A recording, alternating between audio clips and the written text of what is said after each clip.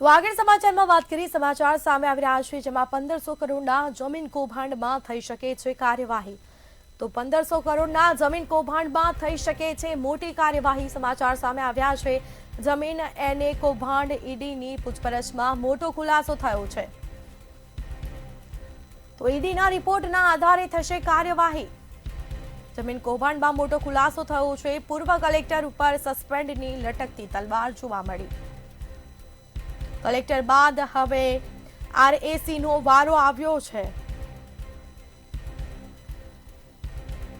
તો જમીન કૌભાંડમાં કાર્યવાહી થઈ શકે છે રાજેન્દ્ર પટેલની ધરપકડથી અધિકારીઓમાં પણ ભારે ફફડાટ ફેલાયો છે તપાસ એજન્સીઓની રડારમાં હવે આરકે ઓઝા આવ્યા છે તો પૂર્વ કલેક્ટર વિરુદ્ધ ઈડીને મળ્યા છે મહત્વના પુરાવાઓ ચેતન નામના વ્યક્તિએ ઈડી સમક્ષ નિવેદન આપ્યું છે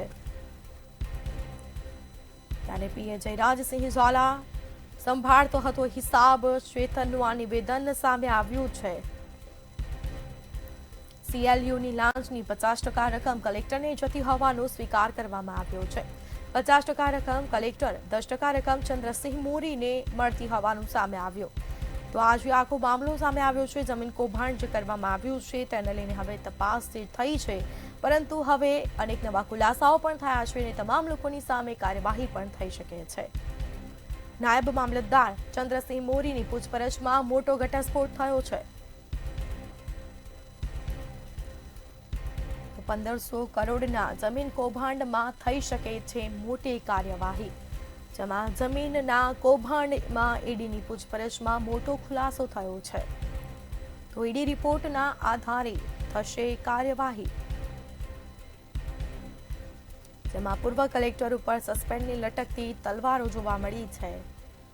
તો ક્યાંક કાર્યવાહી થઈ શકે છે કલેક્ટર બાદ હવે આરએસી નો વારો આવ્યો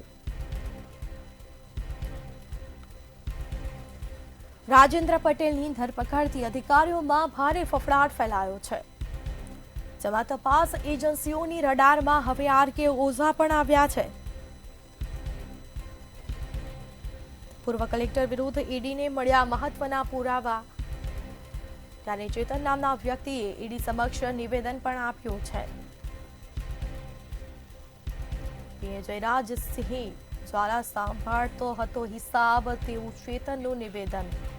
સંવાદદાતા કિંજલ બોરીસા ફોન લાઈન પર જોડાયા છે જે 1500 કરોડ જમીન કૌભાંડ કરવામાં આવ્યું તે અંગે કાર્યવાહી થશે શું છે વિગત જી જે સુરેન્દ્રનગરનું જે ખૂબ જ ચર્ચિત જે પૂર્વ કલેક્ટર છે તેમના દ્વારા આખું જમીનનું જે એને કરવાનું કૌભાંડ છે તે ચાલતું હતું જેમાં કલેક્ટર સહિત જે આરએસી છે તેને અલગ અલગ જે હિસ્સો છે તે નક્કી કરવામાં આવ્યો હતો અને તે પ્રમાણે તમામ લોકોને જે લાંચ પેટે જે પૈસા છે તે મળતા હતા ત્યારે ગઈકાલે જે ઈડી દ્વારા પૂર્વ કલેક્ટર ડોક્ટર રાજેન્દ્ર પટેલ છે તેને અમદાવાદની ગ્રામ્ય કોર્ટમાં હાજર કરવામાં આવ્યો હતો અને જ્યાં તેના જે રિમાન્ડ છે તે માંગવામાં આવ્યા હતા હવે જે 7 જાન્યુઆરી સુધી જે પૂર્વ કલેક્ટર છે તેના રિમાન્ડ મળ્યા છે અને આ રિમાન્ડમાં પૂછપરછ કરવામાં આવશે પૂછપરછ બાદ જે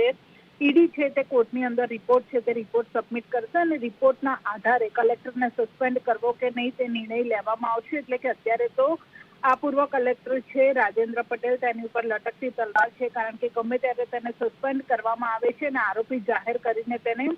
દિલ્હી લઈ જવામાં આવશે દિલ્હીમાં પણ તેની તપાસ છે તે તપાસ કરવામાં આવશે સાથે સાથે હવે તેની ધરપકડ બાદ તેની સાથે સંડોવાયેલા જેટલા પણ લોકો હતા તેમનામાં પણ જે ગભરાટ છે તે શરૂ થઈ ચૂક્યો છે જે આરએસી છે ગમે ત્યારે જે આરકે ઓઝા જે રેસિડેન્ટ કલેક્ટર છે તેની પણ ગમે ત્યારે પૂછપરછ માટે જે અટકાયત છે તે થઈ શકે છે તેનું પણ જે નિવેદનો છે તે નોંધવામાં આવશે કારણ કે જે ચંદ્રસિંહ મોરી છે તેના નિવેદનમાં તેને ખુલાસો કર્યો છે કે આખું કૌભાંડ છે તે સુરેન્દ્રનગરની કલેક્ટર કચેરીમાં જ ચાલતું હતું અને જ્યાં અલગ અલગ જે પાર્ટીશન છે તે પાડવામાં આવ્યા હતા 50% જે લાંચનું કમિશન છે તે કલેક્ટરને જતું હતું ત્યારબાદ 25% જે કમિશન છે તે આરએસસીને આપવામાં આવતું હતું એટલે કે આ નિવેદન બાદ હવે ગમે ત્યારે આરએસસીની પણ અટકાયત કરવામાં આવશે તેની પણ પૂછપરછ કરવામાં આવશે ત્યારે હવે આ